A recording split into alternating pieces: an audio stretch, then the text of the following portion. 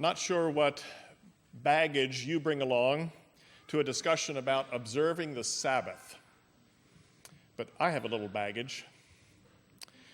My baggage, when I unpack it, is about what I may or may not do on Sunday.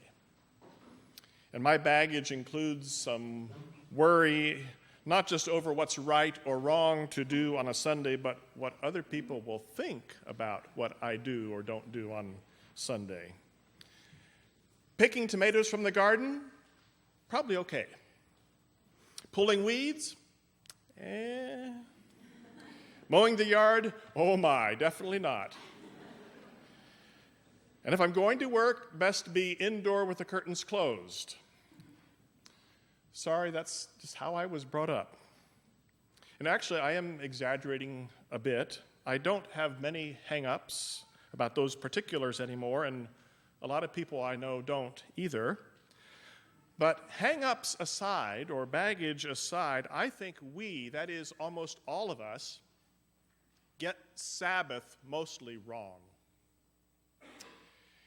We don't think often enough and deeply enough about Sabbath and how to incorporate it into our lives as a discipline. A joyful discipline, but a discipline nonetheless. I hope this morning to help us move the pendulum. We have swung from a legalistic and almost oppressive view, which is quite unfortunate, to a dismissive and almost non-existent view, which is even more unfortunate. I want us to reclaim the challenging practice of Sabbath as a gracious gift from a loving God. Yes, a practice as a gift. We start with the last verse of our Deuteronomy 5 reading this morning, which should make any of us with baggage about the Sabbath sit up and take notice and ask, what? Let me read it again in case you missed it. Remember that you were slaves in Egypt, and that the Lord your God brought you out of there with a mighty hand and an outstretched arm. Therefore, the Lord your God has commanded you to observe the Sabbath day. Hear that? I am a God who delivers and frees people. Therefore, because of that reason, observe the Sabbath day.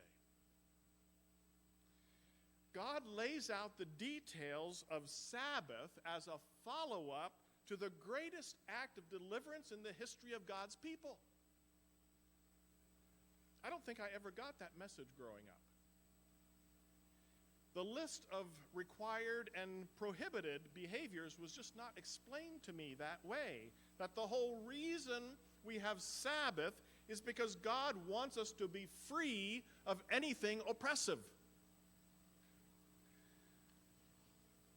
So, as we begin to rethink, reevaluate Sabbath, maybe our first line of inquiry should be, what is oppressing us these days?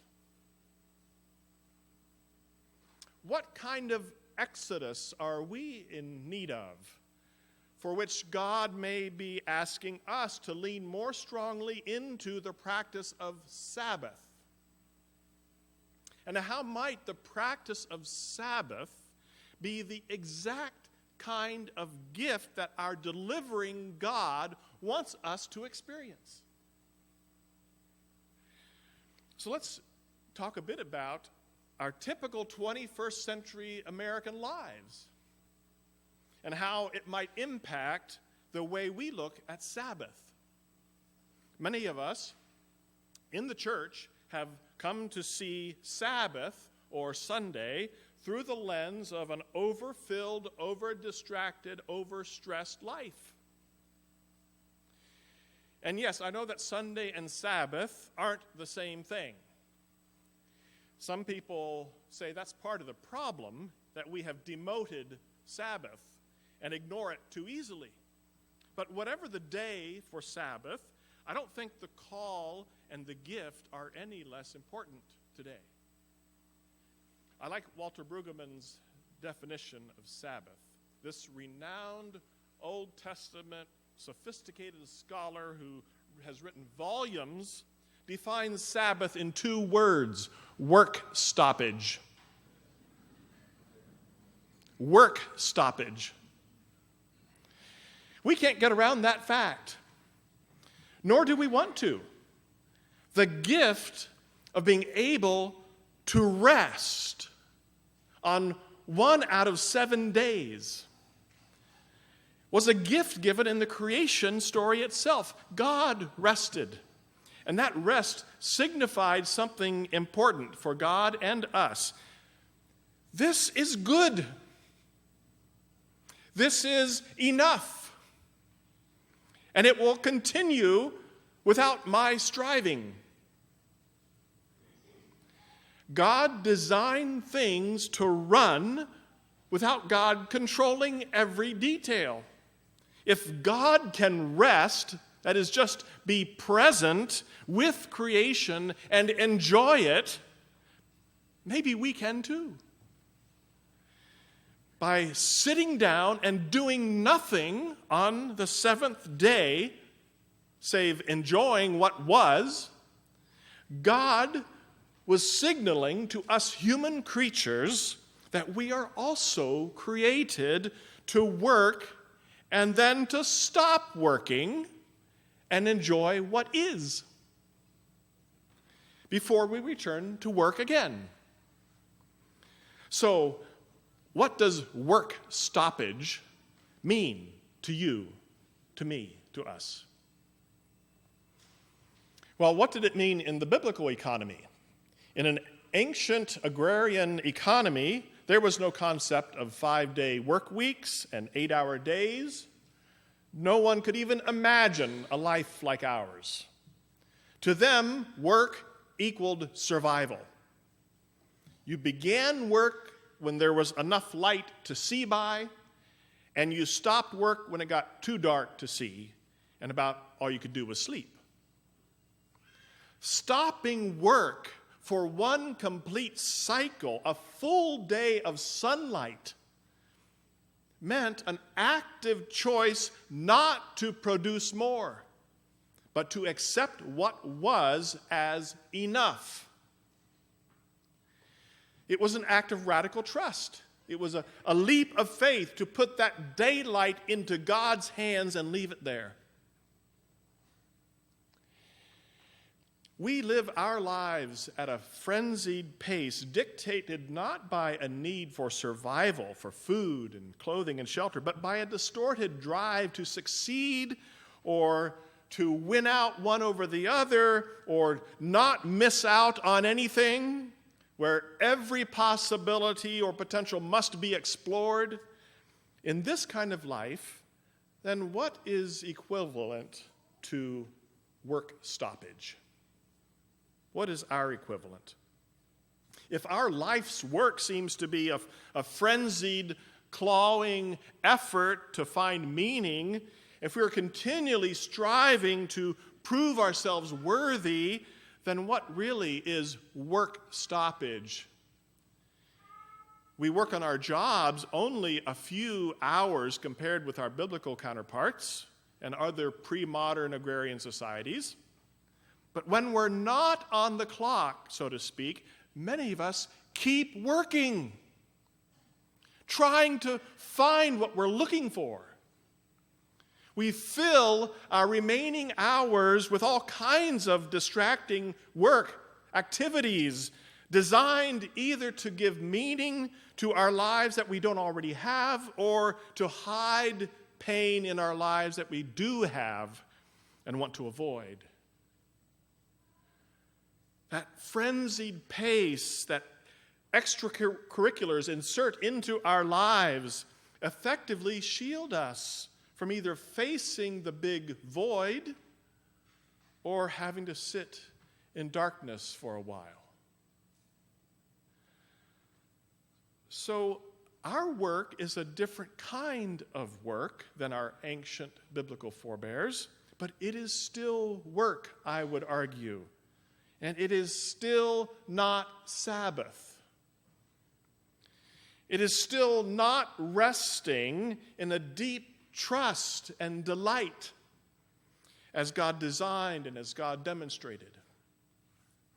No, we aren't slaves in Egypt, literally, but we are oppressed by forced labor, by our own desperate need to find worth, to escape the dark, to win the rat race, whatever it may be.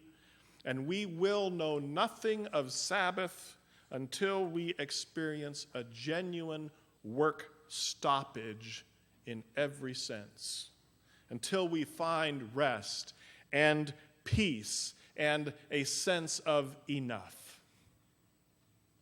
Until we decide that we are not responsible to make everything happen, until we can look on our life work and trust a loving, delivering God to fill in the gaps.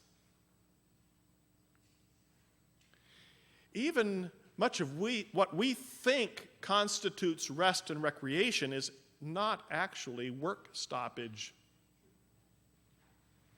Our non-work pursuits may be some worthwhile hobby or sports or even the arts, but if our joy in that activity is not a pure joy that releases control of the outcome, that trusts in the goodness of God and the goodness of others, then sorry to say you haven't stopped working.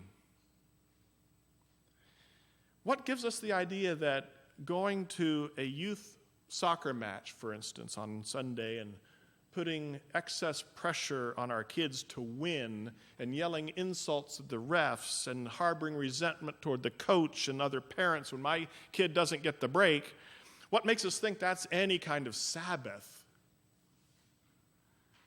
And what makes us think that after a crazy busy week, crashing from exhaustion on the sofa Sunday afternoon, vegging out on football and nachos while absorbing literally hundreds of frantic ads promising a better life, while surfing Facebook and finding that your friends travel to happy and beautiful places you can't afford, or spout off stupid and ill-informed political ideas that makes you want to puke, what makes you think that is any kind of Sabbath? You see, when we get hung up on defining work as being on the clock or engaging in physical chores, then we misidentify the gift of Sabbath. Sabbath is freeing ourselves of oppression. It's accepting God's gift of freedom from the slavery of distractions and anxieties that we never have enough or that we never are enough. If you think God is more pleased with you on Sunday, if you lay on the sofa with cheesy nachos and slick commercials and get all emotionally invested in your team's victory, than if you go mow your yard without earbuds and a podcast and engage in the practice of gratitude and presence and prayer while you do it, then I'm sorry to say that you misunderstand God. Go mow your yard this afternoon. This is your pastor giving you permission. Go mow your yard. If you can do so while being attentive to the gifts of God, like your physical body in motion, getting exercise, like the created world that you're interacting with, like your prayerful mind that you can choose to be open to whatever thoughts the Spirit may bring your way. But if you mow your yard on Sunday because Sunday's your last best chance in an overfilled week to get some unpleasant chores done, and you mow it while distracting yourself with anxious thoughts and a political podcast, then I won't be a Pharisee and get all offended about it, but I'll just say you might be turning down a wonderful gift from God, which is the gift of Sabbath. Working on the Sabbath is not about how much you move your body. It's about how much you are striving to make things happen. as opposed to accepting God's gift of rest, of trust, of being satisfied with enough, of being present with God and present with yourself and present with others and with the world. The Pharisees in Jesus' day, as we heard in Mark chapter 2 and 3 this morning, did get all offended when they misdefined work when the disciples plucked some grain to eat as they traveled and when Jesus healed a disfigured man. They forgot that Sabbath was not about following a physical activity checklist, but was an active choice to be present with each other and with God, to be attentive and to be compassionate. Sabbath is a gift to us from God. Let's not waste it. I was listening to a podcast driving home from Ohio last week. It was a Monday, and it wasn't about politics. It was a TED radio hour about distraction and the art of paying attention. The speaker was Tristan Harris, who runs the Center for Human Technology. He's concerned from an entirely secular and psychological basis about addiction to technology and the constant distractions that we have. He says that we use our smartphone, the way we use our smartphones leads to an all or nothing relationship with technology.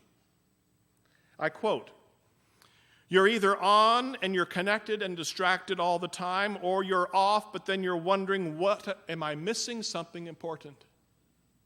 In other words, you're either distracted or you have a fear of missing out, unquote. There, without knowing it, he is identifying the main reason we have trouble with Sabbath: fear. The fear of missing out. The fear of not producing enough to satisfy our desires. The fear of not earning enough, not doing enough, not being enough.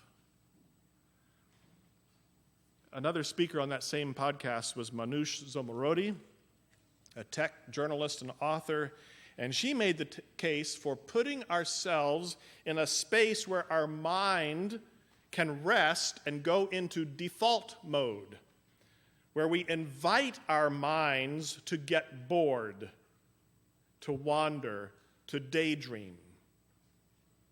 When do we purposely take time for that?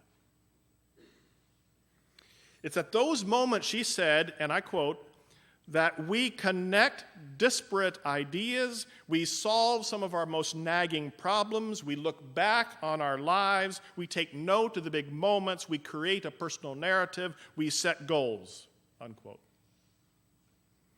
But no, instead of giving ourselves to those moments, we chill out on the couch while updating a Google Doc or answering email or perusing the pretty lives of our friends. She cited a study claiming that the average person checks email 74 times a day and switches tasks on their computer 566 times a day. Maybe our Sabbath should include a screen Sabbath. I grew up thinking that daydreaming was a kind of distraction. Maybe instead, to daydream is to have a clear, open mind. And distraction keeps us from being good daydreamers. I like that idea. When Irene and I traveled to Israel-Palestine 6 years ago, we spent one weekend in a homestay with an Orthodox Jewish family to get an experience of a real Sabbath. At a particular time, as the sun set on Friday evening, their TV screen was covered with a cloth. All electronic devices were powered off. The mother of the family had all her food dishes finished and on very low heat on the stove. The father of the house put away his cigarettes and his lighter. The car stayed in the garage. And for 24 hours, we did nothing except walk down the street to worship at the synagogue, sit around a table at a joyous Shabbat meal, sit on the back porch with them, and when another family stopped by to visit, watch their children splash in the family pool, go to a nearby park to swing and slide and climb, walk down the street and visit some other families, and eat more leftovers. The air was still because there were no cars or trucks running at all in the vicinity. No, that's not realistic for us, for a whole society to shut down the way an Orthodox Jewish town can. But where and how might we communally, not just individually, but communally, practice Sabbath, practice work stoppage, practice rest and trust and freedom from anxiety? It strikes me that this summer season of ours, for us as a church community, gives us some opportunities for that. We can rest from whatever anxiety might tempt us as ordinary places and rhythms of church life get interrupted. We can choose to not cover our anxiety with striving or feel a need to manufacture an experience. We can receive this absence of permanence as a gift and look for joy in the moment. Look for opportunities to experience grace and to experience enough, even without what we usually have around us. I've talked for a while. You've listened for a while. It's been good, but it's enough. Time for rest. There's a gift that God has for us to receive. Let's open ourselves to it. If you will, lay out your open hands, open palms out in front of you in the receiving position. And maybe close your eyes, whatever helps your mind to be open and clear and free of distraction. I give you just one question to ponder as the musicians get ready to provide some music for us. This is the question. In what area of your life are you filled with anxiety? Overcome by some oppressive fear or worry? Or some other kind of overwork and overstriving? Can you receive the gift of Sabbath rest that God offers you? And what does that gift look like for you right now? Let your mind go where the Spirit takes it while we listen to our musicians offer us a gift.